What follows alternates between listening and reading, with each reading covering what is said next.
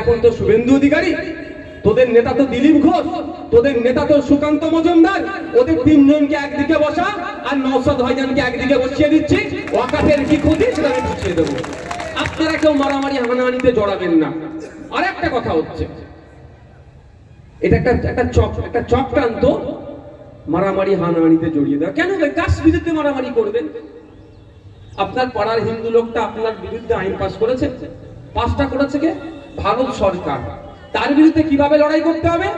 আইনি লড়াই করতে হবে, আর শান্তিপূর্ণ ভাবে এই যে এটা করছে এইগুলো করতে হবে। আপনার পাড়ার হিন্দু কাকাটা কি দোষ করলো ভাই?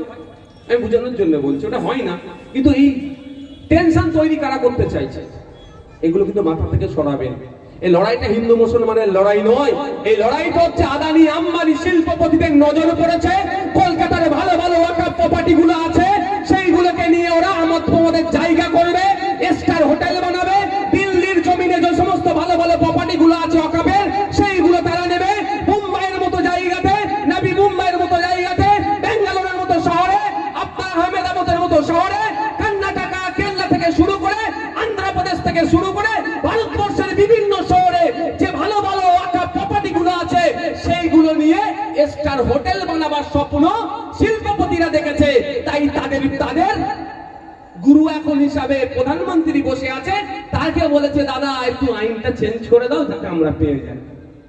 এইটা হচ্ছে মাথায় রাখবেন, এই লড়াইটা হিন্দু মুসলমানের লড়াই নয়। যদি হিন্দু মুসলমানের লড়াই হতো, আমি আপনাদের বলে রাখি, সুপ্রিম কোর্টে আমার মামলা চলছে, 7টা উকিল আছে, তার মধ্যে 4টে উকিল কিন্তু আমার হিন্দু ভাই। তাহলে আমার হয়ে লড়াই করতো তারা? তাহলে ওটা হিন্দু মুসলমানের লড়াই নয়, এটা মাথায় রাখবেন। এটা তৃণমূল বিজেপি এটা করতে পারে তাদের ভোট ব্যাংকের রাজনীতি করার জন্য।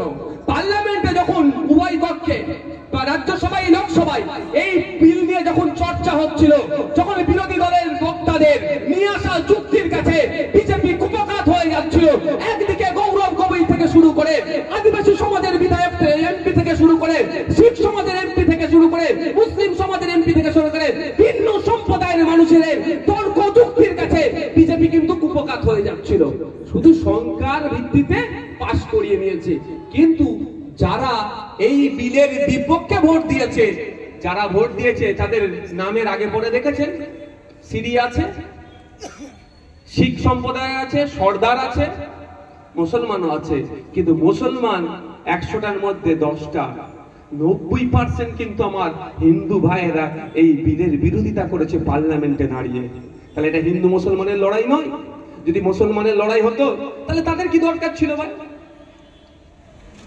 তারা যায় তৃণমূলে তো 3টে এমপি যায়নি, তার মতো না যে বসে থাকতো ঘরে, কি দরকার ছিল ভাই শত্রুতা বাড়িয়ে?